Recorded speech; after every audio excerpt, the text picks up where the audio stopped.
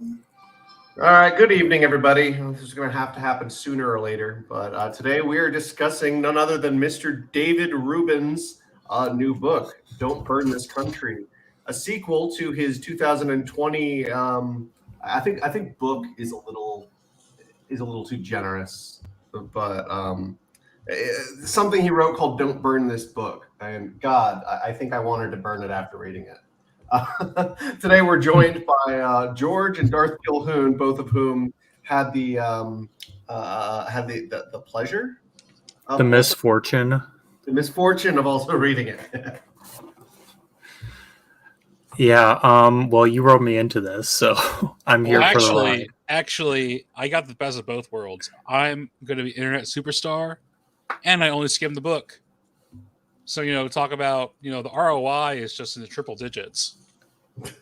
You know, I'm kind of like the Sam Bankman-Fried of this panel in terms of like effort put in and yield put out.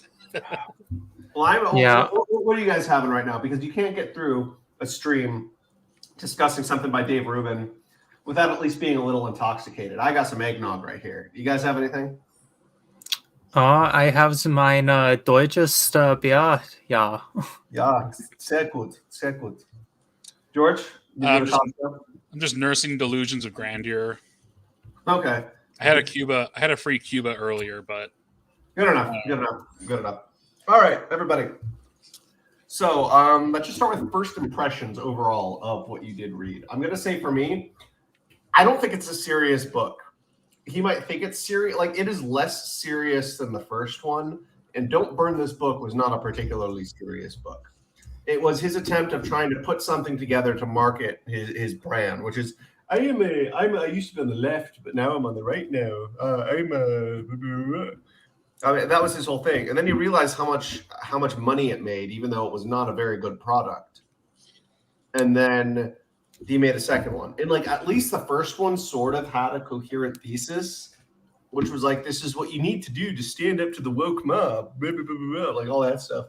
And then this one just seems like it just seems like a bunch of just broken vignettes combined with him saying things marketed as a book. There's no one central theme. It just seems like an expansion of his first one, but even more incoherent. Yeah, I'm glad I never read his first book then, because this one just seemed like a ramble about like, oh, my woke is too essentially aggressive to his form of liberalism. So I ended up joining the right, and I'm infiltrating it, and I'm subverting it from within by putting in toxic things like homosexuality and non-conservative things and calling them conservative, because conservative just means that you're not left wing, apparently. Yeah, because I think you're I'd say compared to you guys, I'm at least the most quote unquote left person here. And I know Killhoon, you're pretty far right. So I guess it's interesting to kind of see what our different takes on Rubin's I guess his messages in general, what he's trying to do. Like, do you think this book is even going to accomplish anything? Like, I think he's pandering to his audience, of course. We all know that Rubin does this. He's pandering to his audience. He knows who's going to buy it. It's not going to convince anyone who's not already on his side. Like, I think not to be very punny about it, but I think you have like a hard on for this guy for like no reason. Because I mean, okay, he's pandering to his audience. If you're writing a political book, you're writing a political book for what? Like people, you're writing a political book for an audience. You have to tailor it to a certain way, right? So he tailored this book to people that buy into the boomer truth regime, and he did it very well. All right. Killhoon. You have to explain what the boomer truth regime is, because I don't follow AA, which is academic agent, which is another person in this thing of ours. But could you explain what the boomer truth regime is? So the boomer truth regime, I mean, it's left kind of vague by AA for a reason, but it's roughly the ideals of the 1960s being planted onto us as like the virtues of America and like of the American empire, like, and its influence across the world.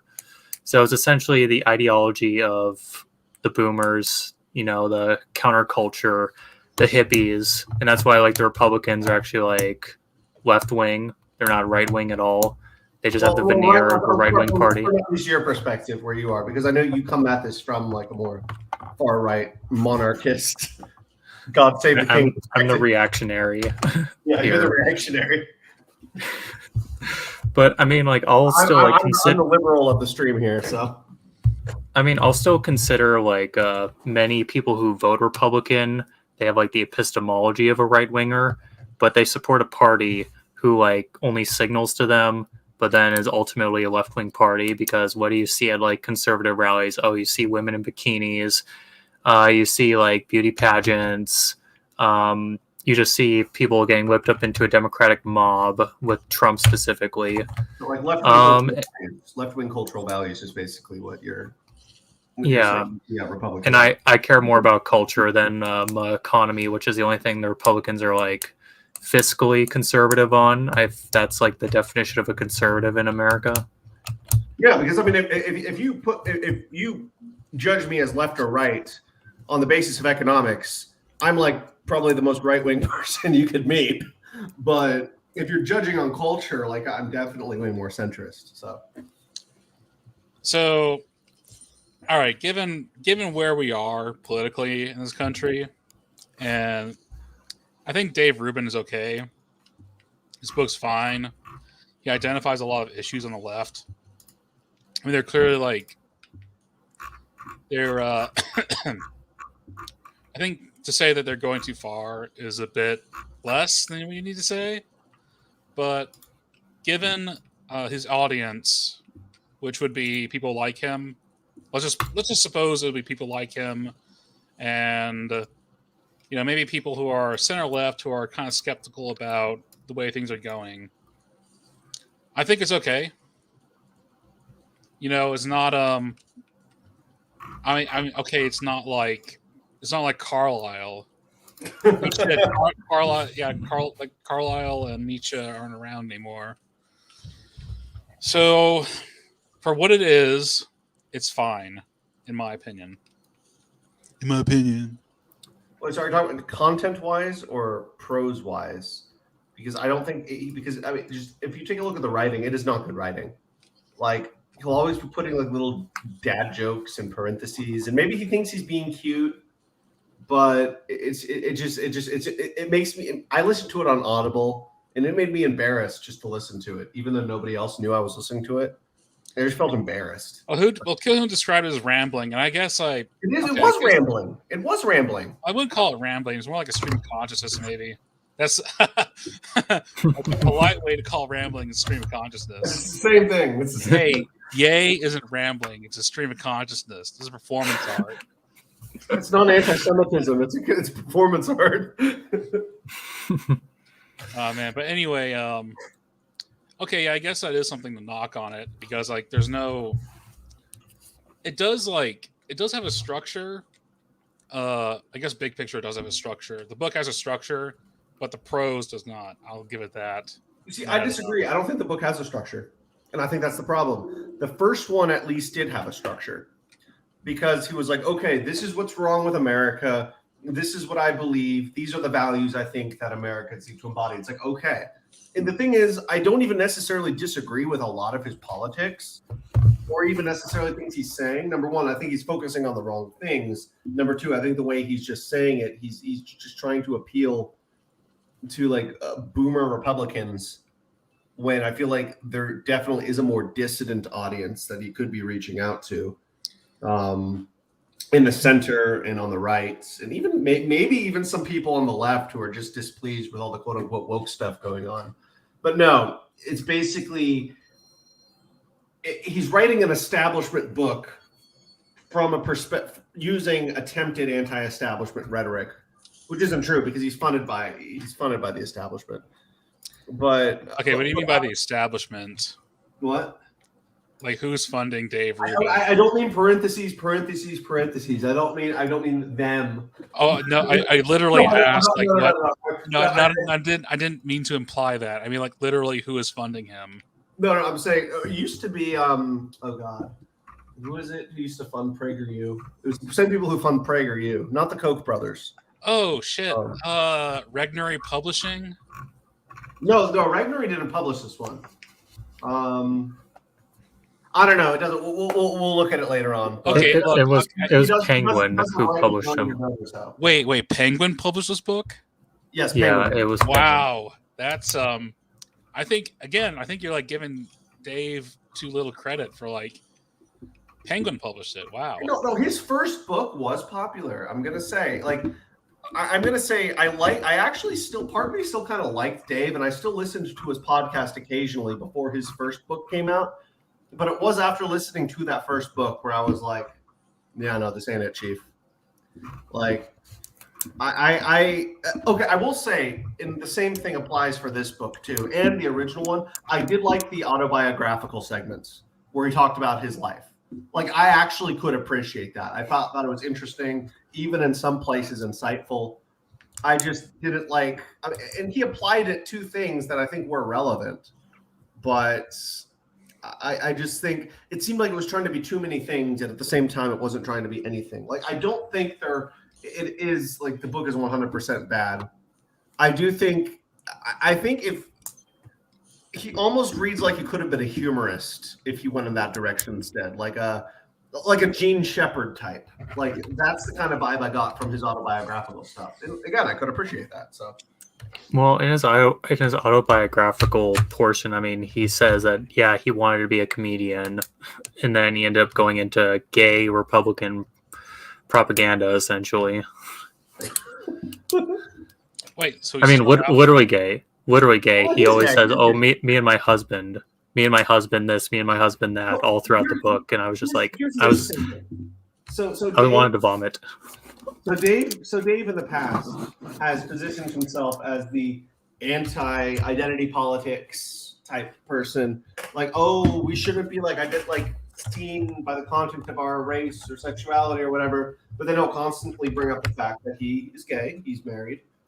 And it's just kind of ironic because it's like, pick one position. Are you for identity politics or are you against identity politics? Why are you always weaponizing the fact that you're a gay man? That's what he's always doing. So I don't see how that's a problem if like the left is basically calling him a geez, how okay. I feel like they're calling him basically the gay equivalent of an Uncle Tom. Yeah, race traitor. And yeah, I guess like gay is kind of a pseudo ethnicity in the United States. So that's how that works. But yeah, again, if like people are coming at you with that, I think it's rhetorically effective to say, "Oh, do I have to like I'm a gay Republican, but do I have to like be progressive?" I mean, by the implicitity of homosexuality makes it fundamentally you are a progressive because I disagree. I know plenty of conservatives who are gay. Also, guys, private chat. Like who, the Spartans? I'm joking. Yeah, the ultimate like traditionalist gay society, the Spartans. I think buggery in Greece is overstated. No, yeah, it is. So take a look at Achilles and Patroclus, or have you? No, they were totally gay. No, yes, they were. No. Gilgamesh and Enkidu, they were not gay. They were hetero. No. They were hetero as hell. But Patroclus and Achilles, there was definitely there was something going on there. Politicrat, are we friends?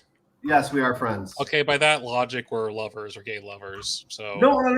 Okay, no, I know where you're going with this. I see what you mean with this, but okay. But anyways, back to I always called him back to Dave Rubin. Back to Dave Rubin. So, all right. So we don't like how he wrote his book. Basically, I think that's something we're all in agreement here. No structure. There was no structure to it at all. Right. Okay, what little structure there is, let's give an outline so like the audience isn't completely lost. What exactly, like, can we give like a general outline of it other than like it's a stream of consciousness? So Killhoon took notes. I read this book about a month and a half ago.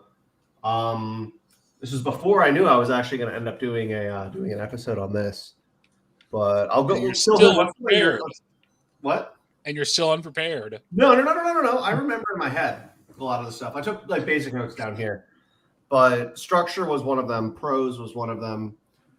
For parts I did like of it, again, it was the personal anecdotes. I thought those were insightful. I think it can be funny sometimes, but like the overabundance of dad jokes in the parentheses, kind of like his one where he was like in the first one, he's like, what was it? He's like, the left are in denial. And denial is not just a river in Egypt. It's like, shut the hell up, dude. Stop, you're not funny.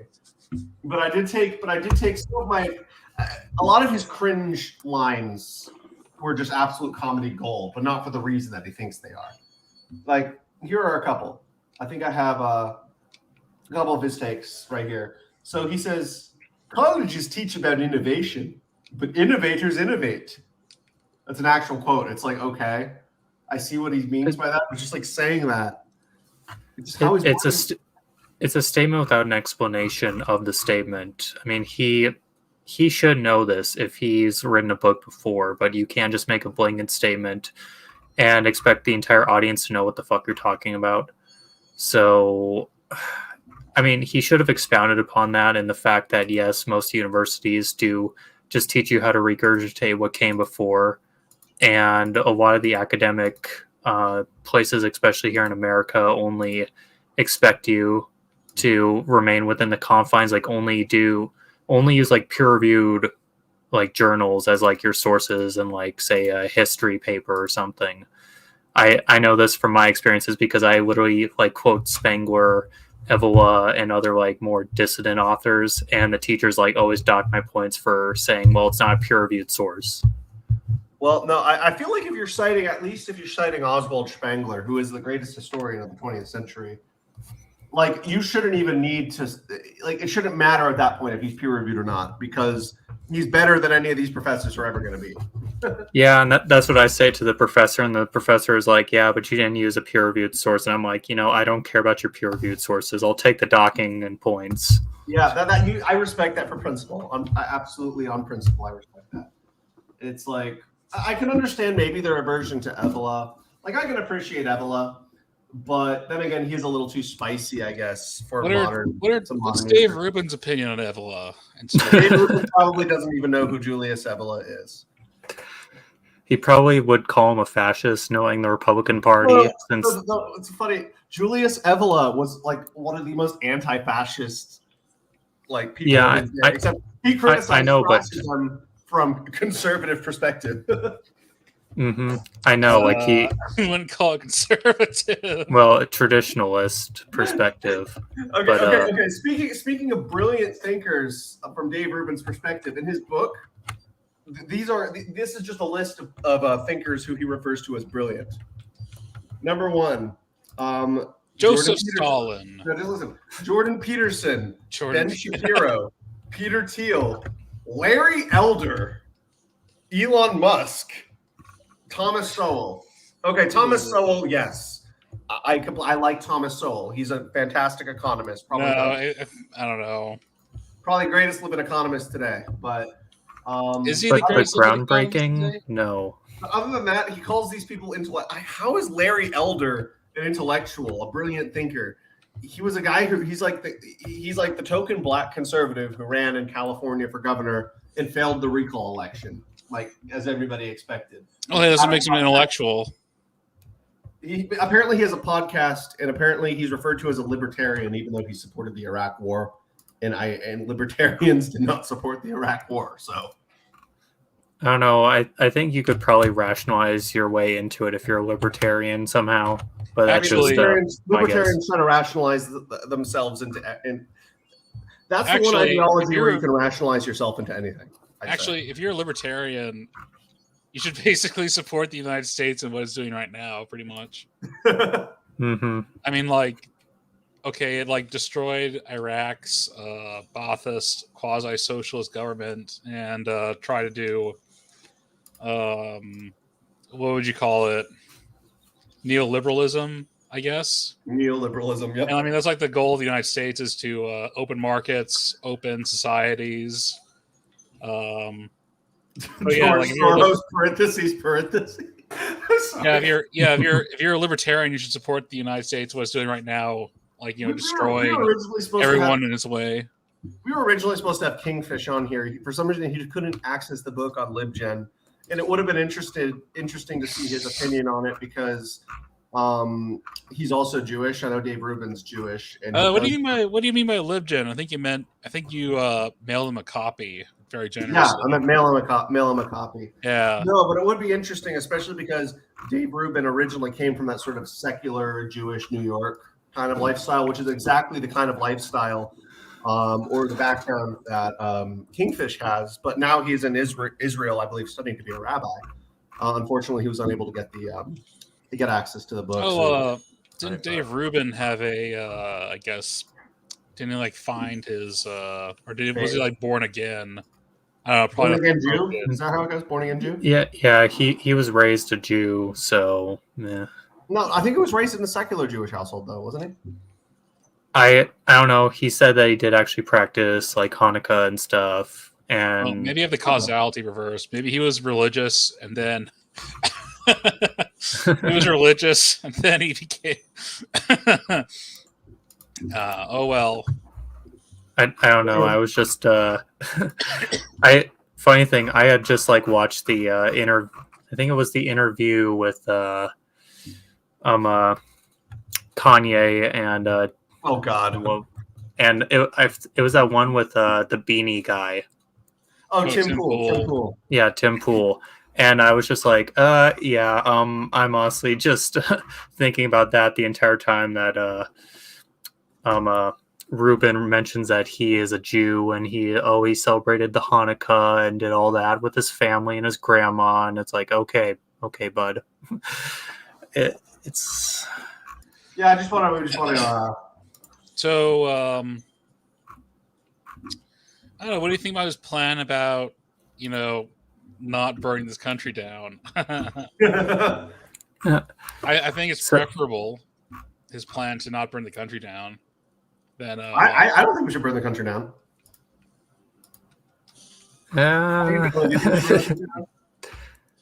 I don't know. It's kind of a burning itself down, so I think it's a fait accompli. That's true. But we do have let's see. What about some of his quotes? I have some of his quotes right here on my phone. Talk about some of your notes, Killhoon, because I know you made more. I didn't take many notes because I was at work while I listened to it. So I took. Right. He used the word Judeo-Christian. I made that a note because I absolutely hate that word because Talmudic Judaism and Christianity are very morally opposed to one another. And to quote Saint Pope Pius X, when he was asked to recognize Israel, he said, well, the Jews don't recognize Christ, so we don't recognize Israel. That was your thing. You come from your Catholic angle there. Yeah, so I also don't recognize the Judeo being morally equivalent to Christianity. That's because you want to retake and restart the Kingdom of Jerusalem, you weirdo. Yes, literally give it back to the King of Spain, guys. Okay, but anyway, so let's talk about some of his quotes, some of the ridiculous things that he has said. So he said, "Wokeism is the Death Star of our age. And there's always more than one way to destroy a Death Star." Killhoon, as a Star Wars fan, how did you feel about that comment? The Empire was right. The Rebels were like Dave Rubin. They should have been all purged. No, seriously, no. But there was one way to defeat a Death Star. Yeah, I was just thinking that.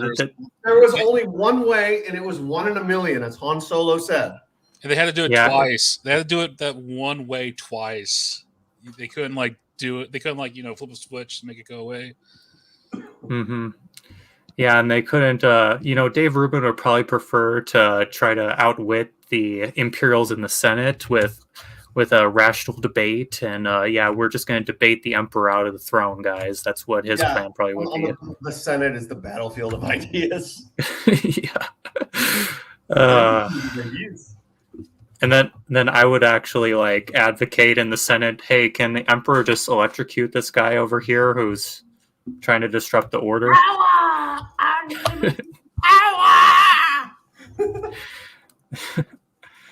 Palpatine did nothing wrong. So I don't know. I think This is kind of devolving, I know. yeah. No, it's fine. We're staying on topic surprisingly this time. All right, what do you think about his program, though, Politicrat? You know what Killhoon's thoughts are. So, but like, what about you? What are your thoughts on like his program, like trying to win the battle of ideas? Trying to win the battle of ideas. I don't know if the battle of ideas are like it's even a winnable battle. That's the thing at this point. Maybe I'm just like black-pilled, but I don't know. But I mean, how is it not winnable? I know just have better ideas. Just have better ideas. The best way to fight hate speech is with more speech, right? It's with better speech. That's what they always say. Oh no, the way to fight hate speech is with violence. That's the progressive. But silence is violence. Isn't silence violence? Yes. Yes. According to them. Both speech and silence are. Let's ask the NKVD. No, but okay. Other things that he said was this one was one of my favorites. So other than referring to Larry Elder as a brilliant thinker, one of today's leading intellectuals, he said, "Fam is a leftist term and should not be used because it is the modern equivalent of comrade." Like that is an absolutely like I understand what he means when he says that, but that is just an absolutely ridiculous way of like framing. Like I don't even know if that's an explicitly left-wing term. It's just I just don't understand what he's trying to say by that. I don't even know if Dave Rubin is actually doing this by himself, but he's blowing into a whistle, but no sound that we can hear is coming out of it. That's an amazing way of putting it, George. Yes. That's like a title for the episode right there. Yeah, but I'm not even sure if like he realizes what he's saying when he says that. You know? Yeah. It reminded me of a very spicy essay by a very spicy Italian radical traditionalist about America. Julius something? Julius Mr. Evola. I don't know. And his that Spanish word for black of America. Oh no. It's actually a very well done essay. No, I read the essay before. Darth, I actually did have to read it for a philosophy class, believe it or not. Darth, you're blowing into a whistle and I'm not hearing anything. I don't know what you're talking about. But what's this going on? The degeneration of the English language in America has been on a downward trend since I'd probably say since McCarthy was wound up dead, but that's just me. Yeah. So anyway, what are some other quotes? Because I don't think we need to I guess like we all know what Dave Rubin. Again, I don't even know if like Dave Rubin was aware of what he was saying there. That's like the funny bit. Like we know what he's saying, but he might not. That's the funny bit. That's not okay. Let's go to the end of the book real quick because he has like this. He has like this entire end chapter. It's like about a man amongst the ruins of society. I guess is the best way to put it. Wait, does he? Does he actually like quote that? What? Did you actually say that? I don't know. I forgot Basically, about this entire chapter is just like man amongst the ruins of modernity or whatever, and it's like we were just destroyed. It's basically Fallout, though. He basically like has a Fallout like epilogue.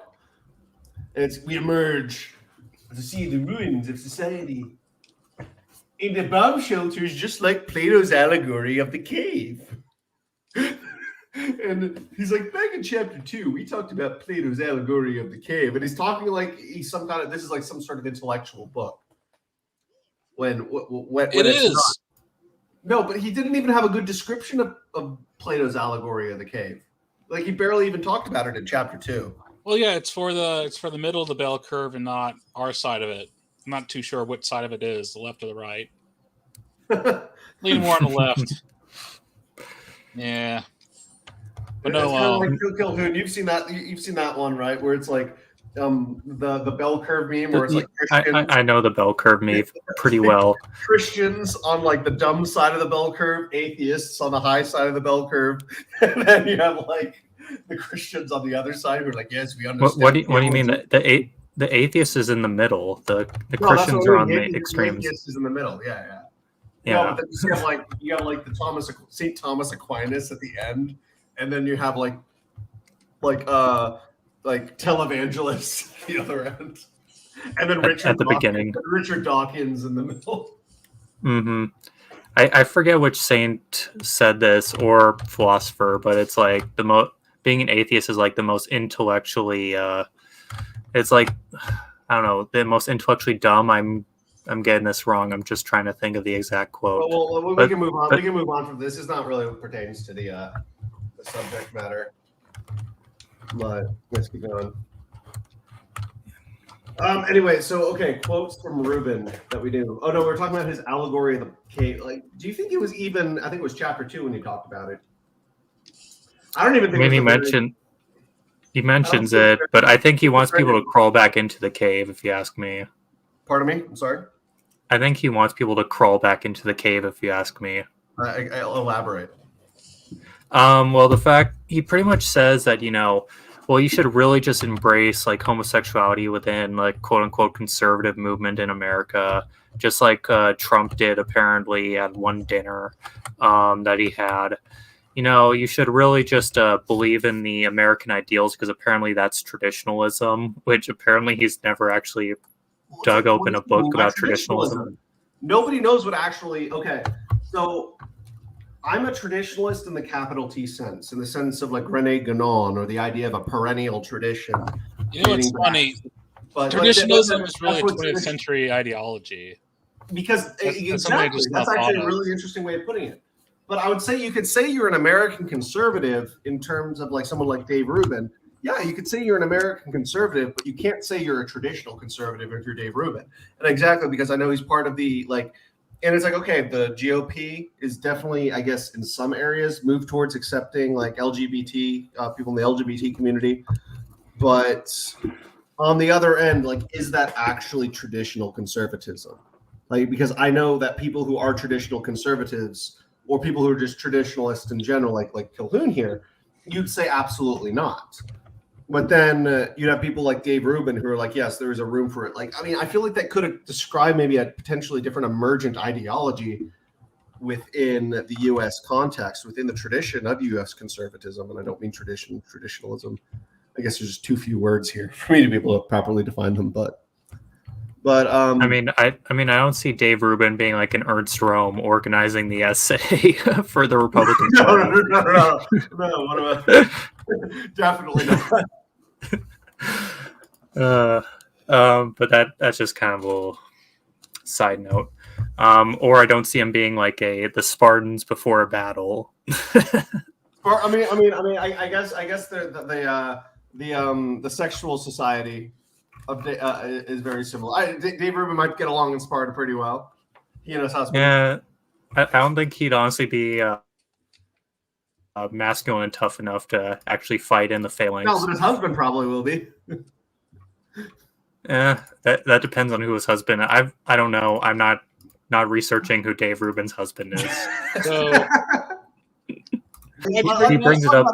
Let's talk about his foreign policy takes. Yes. Okay. Here's what's interesting. So he says, America is not an empire. And you know why he says America is not an empire? He says that for the exact same reason Kevin Castley blocked me on Twitter a week ago. America is not an empire because America was founded on fighting against an empire. Oh, God. I forgot about that line that he said. Like that makes no sense. Like, you can have an empire that wants to be its own empire, and it fights against another empire that rules it because it wants to be its own empire. Like, is that so difficult to understand?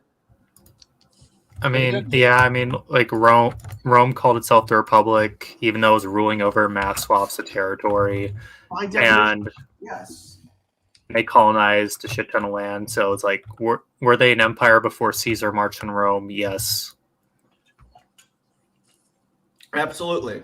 And Kevin Castley blocked me on Twitter when I was saying America is an empire. Just objectively speaking, it fits the description of a hegemonic empire. I'm not even saying that's a bad thing. I'm Oh, not what is a description of a hegemonic empire? he says the word he says you could call that hegemony, but not a hegemonic empire. But you said hegemonic empire. America. No, I'm saying Kevin Castley says the word empire is not good, even though he literally describes an empire when he describes what the U.S. is, but he just doesn't like the term empire. And again, it just goes back to this boomer truth stuff you were talking about earlier, Killhoon, about how this terminology specifically, the terminology bugs people, but when they actually describe things, they're describing the same exact thing. Like, I don't know. How's American empire? We're not getting into this, George. We're talking about David. Oh boy. You can't like defend your point. No, I can defend my point right here. Okay, Defend- empire. The definition of an empire is any country or any sort of political unit that controls multiple countries, more or less. Whether it is under its direct rule, it's usually an international project, whether it's under its direct rule or if it is indirectly ruled by that same central power via like sort of a provincial government, military occupation, or through vassal or client status. I think that latter part's doing a lot of work. Well, I mean, we basically do have client states. The United States basically has client states around the world. Let's name some client states. Name some client states. Okay, Germany. No, I wouldn't say Germany. No. Japan. No. I don't know South Korea anymore, but they used to. Britain pretty much follows every single policy America does. France kind of resists, but still gets kind of dragged along. What if it's because they agree with us and not because guys? Philippines, South Korea, Pakistan, Afghanistan, Iraq, Kuwait, Jordan, Egypt, United Arab Emirates, Zimbabwe, Sierra Leone. I think you're just naming places that have U.S. Army bases. British Virgin Islands, Haiti, Dominican Republic, Turks and Caicos, Jamaica, Colombia, Ecuador, Uruguay, Paraguay, Costa Rica, El Salvador, Guatemala, Honduras, Nicaragua, Panama, Belize, Mexico, and Kazakhstan, aka Canada. I think you're just listing off places that have U.S. military bases. No. Okay, what's the criterion for those countries? I would say either not if it just has a U.S. military base, but also, for instance, you have countries like major South American countries like Uruguay, Paraguay, countries like that. The United States basically controls their militaries in the sense where they're they'll have generals, yes, but they can't have above a certain kind of general, and those generals have to report to U.S. generals. And when we send them to go, when they send them to go do military exercises right there, then they basically take the orders from those generals. And that's kind of how it is in the UAE too, because the UAE doesn't have an actual army. They have a security force or whatever it's called that reports directly to the U.S. Navy. Now, those are just some examples. They're vassals, effectively. But we're getting off topic. I'm just refuting Dave Rubin saying that we're not an empire when we are, and he should just embrace it. It's like, fine, if he wants to be an imperialist, whatever. I'd have more respect for you if you actually embrace that. Well, I mean, like, I don't know. Again, like, I don't know. I think, like, what does America get from its empire? Well, this is not what we're discussing tonight, George. We're discussing "Don't Burn This Country" by Dave Rubin. Well, no. I think Dave Rubin's wrong. Just like logically, like of course a country can like break away from another empire and form its own. But yeah, I guess we won't. I guess we'll like stop talking about it. Yeah, no, it's just because we're short for time tonight. It's not so much that I don't want to have this conversation, but it's just we need that we have other things we need to cover too. But overall, let's talk about Rubin's presentation. because if there's one thing I'm going to give to him, he's definitely okay. So I used to watch his podcast back when I was in that sort of like libertarian phase, like 2018 or so. But this is before he ended up becoming he went in a more conservative direction. But I think I've always thought, and I'll even say it today. So I'm not a huge fan of his, never have been. I dunk on him a lot because he's an easy target. He's fun to make fun of. But in just like, but if I'm going to be completely dead serious, he seems like a perfectly nice guy. He seems like the kind of guy you can sit down and have a beer with. And he's a good presenter. He's definitely not an intellectual. He's not a good interviewer. He's one of the worst interviewers I've probably ever seen. He's like Larry King, but bad. Like Larry King was a great interviewer, but he's basically if somebody tried to be Larry King but sucked at it, like to the same extent that Larry King was great at it. How is this in the book? No. That's what I'm getting to. I'm just saying, as a presenter, in terms of how he vocally presents his ideas, I think he's fine at doing that. In terms of how he presents his ideas in text, I still think he doesn't do such a bad job of that. Like he paints out an okay, I guess, his persona is good. Let's just say that. He has a very amiable persona. So the voice in his book is fine. Yeah, he has a good voice in his book. I do think it's a very good voice, and it definitely made it feel like he is talking to me. And that's very approachable. It reminded me of a very approachable person, and I feel like that kind of persona is just wasted on this particular book. I feel like he could have a book in him if he actually tried. Wow. Harsh. Yeah, I don't like his voice really. And this, like, I read other authors who have this voice that's like kind of approachable, kind of conversational. Not my cup of tea. Hey, Oswald Spengler is pretty approachable, right, Killhoon? Yes. Like 50-hour long audiobook for his Decline of the West. It's great. The Decline of the West, I'm just saying, anybody who's listening, it's not a particularly political book. Decline of the West, I would recommend it to anybody it is the most life-changing nonfiction experience I've ever read. More relevant today than ever. It's basically the nonfiction book equivalent of T.S. Eliot's poem, The Wasteland. Anyway, let's move on. Yes. Let's move on. Killhoon. Do you have anything to say particularly about Mr. Rubin's voice in the book as he presents it? I mean, I literally had to listen to his own presentation through the audiobook, and this is me, but I can't stand effeminate sounding men and their voices. So I don't mean his actual voice. I mean, like, well, no, I'm just saying that outright. But then, in terms of his prose, I mean, it's pretty basic. I mean, it's kind of something I would expect reading from like a high school level English writer. Not anything groundbreaking, but he's not retarded either when it comes to writing.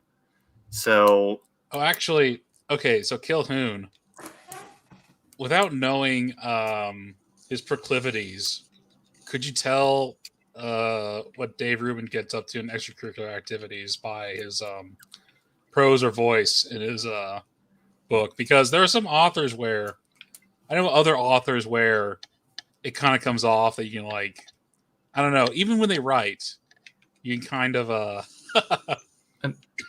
you kind of tell. I've never really read another author with this same writing style.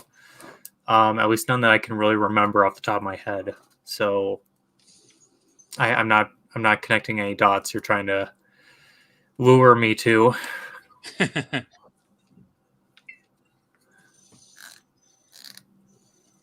But overall, I mean, like, it's not retarded, but it's not great. It's not groundbreaking. It's kind of just mediocre. It's meh. I'd say the book's even like more mediocre than mediocre. It's not going to be a book that like is going to be memorable. I mean, it's going to go into the dustbin of basically. Okay, so it's basically Republican porn. That's the best way to put it. I wouldn't call it more like maybe like Republican. I don't know, maybe it's like GOP slop. You know, it's just like junk food. It's junk food. Yeah, it's not even like junk food because like junk food is like it's gruel. There's no taste to it. No, because at least gruel fuels you. Like I eat gruel for morning in the breakfast, unironically. That is the breakfast of champions. Dave Rubin's book is not the breakfast of champions of books. Again, the breakfast of champions of books is like Arnold J. Toynbee's A Study of History. It's boring, but it has a lot of great information in it. That is gruel. Dave Rubin is basically, or Dave Rubin's Don't Burn This Country is basically the equivalent of eating a donut while smoking Marlboro Reds and maybe drinking a shitty cup of coffee. It gets the job done. It feels good in the morning. That's just not healthy. Now you're blowing into the whistle that doesn't make any noise. What's going on here? Killhoon, you had something to say? No, I honestly don't have much to say on this book. I mean, it's kind of a I as you kind of said, like it's Republican porn. Like I kind of consider it more like the Republican circle gay what gay men do activity. It's even worse than like regular porn, essentially, is what I say. I don't know. I think all porn is pretty bad. Well, I mean all porn is bad, but it's like explicitly the really bad porn. That I'm not going to mention. It's like BDSM porn while dressed up in spider costumes and biting heads up. No, I'm serious. There's something called performed by sodomites. Sodomite porn. A Republican sodomite porn. I'm sorry, you're making me laugh. Had to get that word in on this Dave Rubin.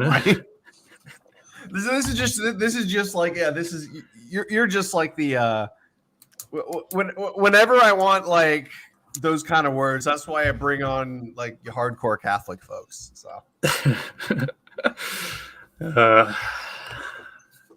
I love my vocabulary. Your vocabulary, sodomite. What about Gomorrahite? Gomorrahite? Is that even a thing? Well, the official term for the anal is sodomy. So this is a PG-13 book review. PG-13 book review. I mean PG. No, PG-13 is fine, but PG-13 though, you get away with sexual. You can say fuck 3 times in a PG-13 movie. And you used one. I think we're up. I think we're past now. We're in R territory. I think we're out of fucks. Oh boy, no, we're R. Never mind, we're R now, guys. This podcast all right, so let's spend the last 10, 20 minutes. R for Rubin. R for Rubin? Yes, R for Rubin. Yeah. Let's see. We have another 20 minutes left. Let's discuss. Let's see. So, okay, I want to talk a little bit about his first one for a second. So, Don't Burn This Book. It was released to a lot of hype originally. He said he was writing it. It took him 3 years to write it, but as the Spectator said in its review, and it was a scathing review. And the Spectator is actually a conservative British website or newspaper, and it said it seems like something that was put together in 2 rainy weekends. That is a perfect way of describing it. And if that's the case with the first one, Don't Burn This Country is the same way, but probably even shorter. It just seemed low effort to me. Like I feel like I could have written this book in like a day and gotten a bunch of money off of it. And it's like, why don't I do that? It almost makes you wonder, why don't I just do this? Why don't I grift to this right-wing junk food audience? I could probably bullshit my way through a book just like this and make a ton of money. that is true, but I honestly couldn't decept myself into that mode to write that BS. So, but I do agree with the sentiment. I mean, you don't have to think about it. You don't have to think about your writing style. You don't have to think about what you're saying. You just got to get it out there. That's what this book feels like. It's just unintellectual, nothing groundbreaking. Just regurgitate what the propaganda you've been told since grade school. That's all I see in this book. It's basically the propaganda that we were told in grade school, but not the propaganda that kids are being told in grade school now. Well, yeah. Well, I'm not in grade school now. I would hope none of us are. George, are you in grade school now? Actually, in a sense, I think Dave is going back to our grade school because he's learning. Oh, conservatism. That's basically what we were. That's basically what the propaganda of we grew up on, right? Mm-hmm. So back to school for Rubin. Classic good old fashioned George W. Bush compassionate conservatism. There we go. Yep. And the modern ring bearers, you have people like, okay, so I'm gonna say you have Dave Rubin, you have people like Ben Shapiro. I can say I disagree with Ben Shapiro on more than I do disagree with Dave Rubin on. But I respect Ben Shapiro more than I respect Dave Rubin. Is he at least stands by his shit? He's at least intelligent, and he at least stands by what the shit he says. I don't think he's a liar. Dave Rubin, I feel like, kind of is able to. I'm not saying he is an outright liar or a charlatan. But he definitely is able to change. He knows when to change his views when it suits him. Whereas at least somebody like Ben Shapiro will stick with the shit that they say, even if it's stupid as fuck. Yeah, but Ben Shapiro, I mean, he's kind of like the engineer, like an engineer trying to decipher deeper political theory, and he just thinks of it on a very surface and crass level. I mean, that's kind of what Dave Rubin does as well. This is what most of the quote-unquote conservative movement in the United States does. Is Conservative Inc. / BoomerCon Inc. Yeah. Yes. And they've actually never actually pondered deeper political thought. They never actually gone into the metaphysics of their own ontology. It's intellectually lazy. That's what I say BoomerCon America is, and its movement. And I think both of you guys have a problem with it because it's not too far in the right for your particular reasons. It's not too capitalist, yes. Or no, it's not capitalist enough for I don't know, a politicrat, and it's not socially conservative enough for Darth. And I'm just saying, I mean, it's better than nothing. It's better than nothing. I'm surprised. George is the one who's defending it the most out of all of us. Well, I mean, yeah, it's literally better than nothing. I mean, it's the bare minimum. But are you actually going to settle for that? Would you settle for that? Are you willing to settle for that? Because it's kind of like cucking right there. Okay, this is sounding like, okay, what are the other alternatives that are actually effective? I'm just trying to think. Other alternatives. We got Kyle Kalinski's. Yeah, that I said that are okay. He's not even right wing. Let's see. We got Joe Rogan land. Well, he's not right wing either. Joe Rogan's a socialist, but Joe Rogan is at least culturally more centrist. And you can't force these people to read Revolt Against the Modern World because they'd be confused. So. I don't know. I'd hand them the book just to see what would happen. In all honesty, they probably couldn't get through the. Yeah, it would. Yeah, I don't know. I just say honestly, the right wing. I kind of agree with Dave, the distributist, when it comes to Dave, the distributist. The Catholic guy. Yeah. Yeah, the distributist. He goes on and he recommends, honestly, we as the right wing, we shouldn't be doing this ranked punditry, political political discussion and writing half-ass books like Rubin or like what Shapiro does on his show and stuff. We should be creating our own art. We should be creating our own spaces. We should be pursuing something greater and higher. That's why Dave, the distributist, always recommends that right-wingers should actually get into like producing good pieces of art that will actually capture and entice people. Like that's what I'm kind of doing right now. I'm writing a book series where it's like an alternate reality where it's like super trad, and like I'm writing it to be appealing. No, I'm even going to say this as I think that, and I say this as someone who's not like a right-wing Catholic, but I think that is actually a pretty good way of trying to look at culture in the future. Instead of trying to appeal to general sensibilities, general audiences, whatever, just make what you want to make. Make what you want to make. You'll have an audience for it. Try to cultivate that particular audience, whether it's based on your political opinions, your religious views, or just groups that you're in general. And I do think in a lot of ways, like capitalism did in many ways kill art. And I do think that is one of the most valid art, like, I guess, criticisms of capitalism right there, that it disincentivizes true creativity. And when I say creativity, you can even apply it to nonfiction books too. Like, is there a market for Oswald Spengler's The Decline of the West anymore? I mean, I'd argue there is, but like, is it profitable to write a book like that anymore? No. Is it profitable? Like, okay, do you think if Leo Tolstoy were alive today, or no, even better example, Dostoevsky, do you think there'd be a market for The Idiot today? Yeah. No. Interesting. I mean, like, okay. no, I mean, George, like, why do you say yes? And Killhoon, why do you say no? Well, I mean, like, The Idiot is still popular.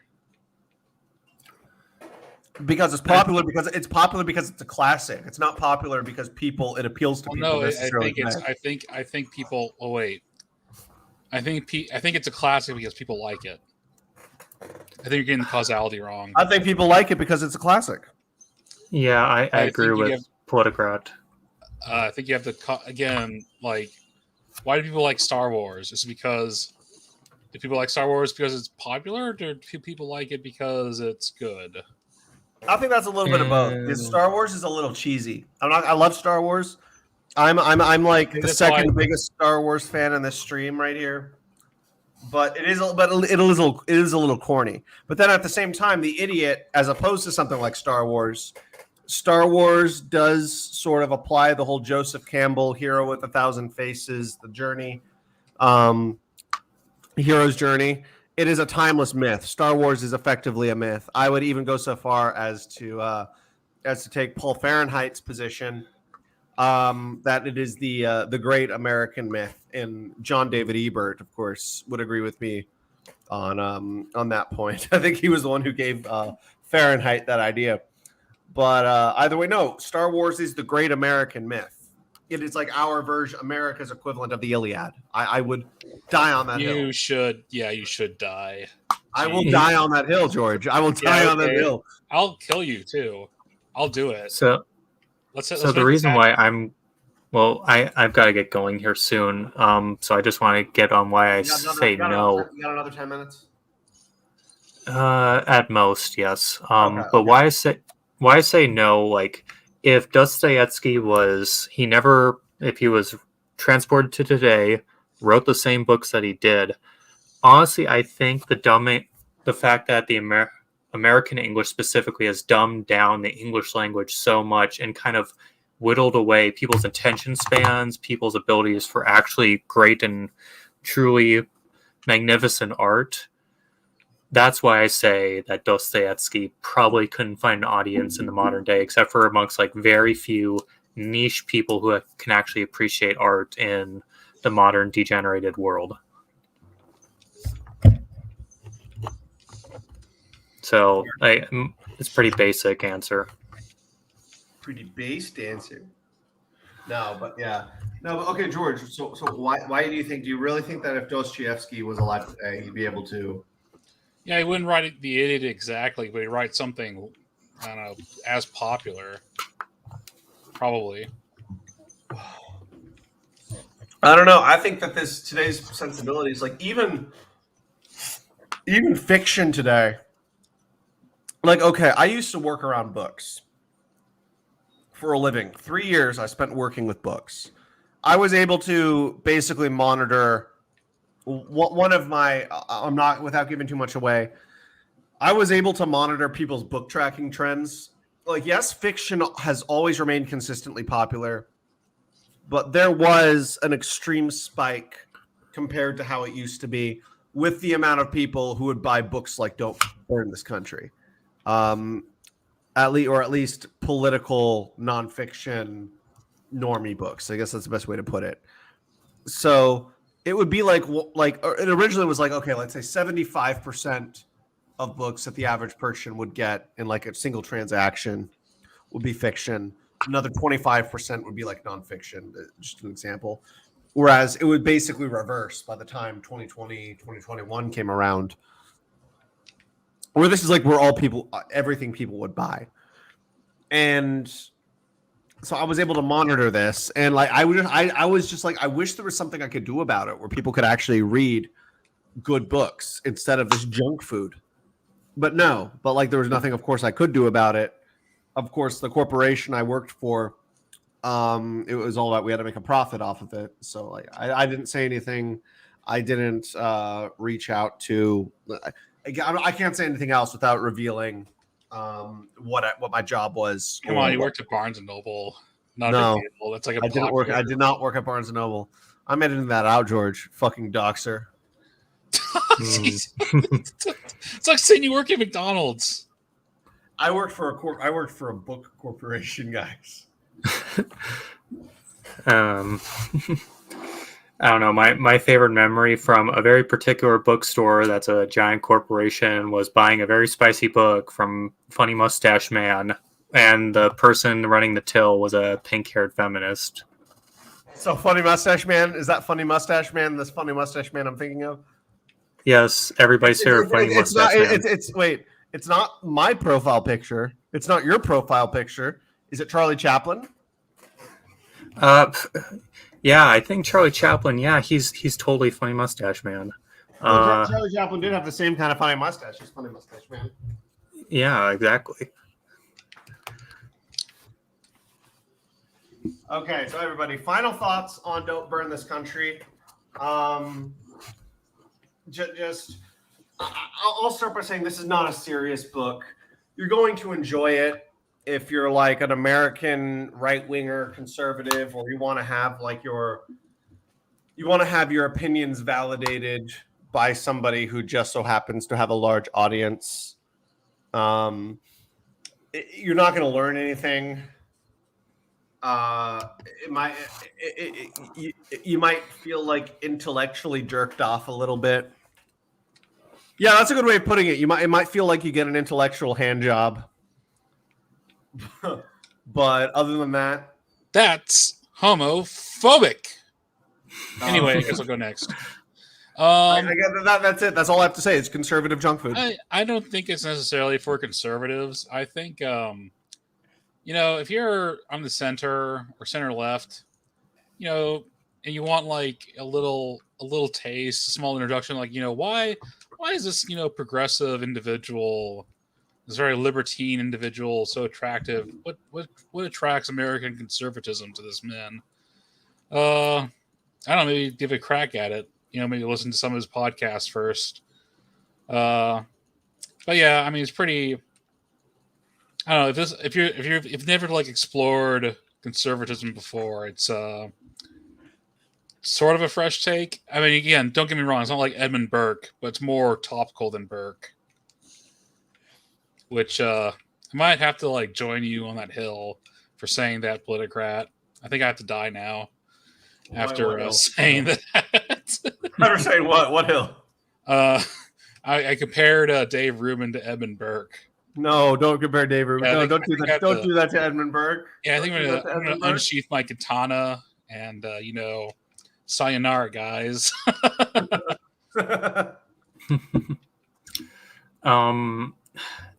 I kind of second in George's opinion. because that is very accurate. It can be appealed to like the center left crowd in America, or I mean, to me, the center and center left are like far left in my opinion. But as I said earlier, this book to me is just American sodomite boomer con porn, and American sodomite boomer con porn. It's meant to appeal essentially to people who already think like this, and just kind of I don't know, give a voice to these ideas and just jerk it off. Essentially, that's essentially it. Oh yes, thanks for validating our opinions, Mr. Dave Rubin. That's it. You see, this is where I disagree with George. George says he thinks it'll appeal to center left people who just want to see what they believe. I don't know. I don't think so. I think this will just appeal to the people who are in his audience who just want to have their opinions validated. I can't see this book appealing to anyone else outside of there. Like, you might have somebody who'll pick it up and just like read it and be like, oh, what's this guy have to say? And then just be like, okay, yeah, no, whatever. But it's definitely written to appeal to a particular audience that he has already cultivated. It doesn't seem any different than like the little messages he gives before each of his podcast interviews. Like his individualism versus collectivism. Individualism good, collectivism bad. It's like without any of the nuance whatsoever. That is, I can't see this appealing to anybody else other than the people who already, number one, know who he is. Number two, believe what he believes. Well, yeah, I guess for my thesis to work out, intellectual curiosity has to be a prior. So, you got me there. Killhoon, did you have anything left to say? No, not really.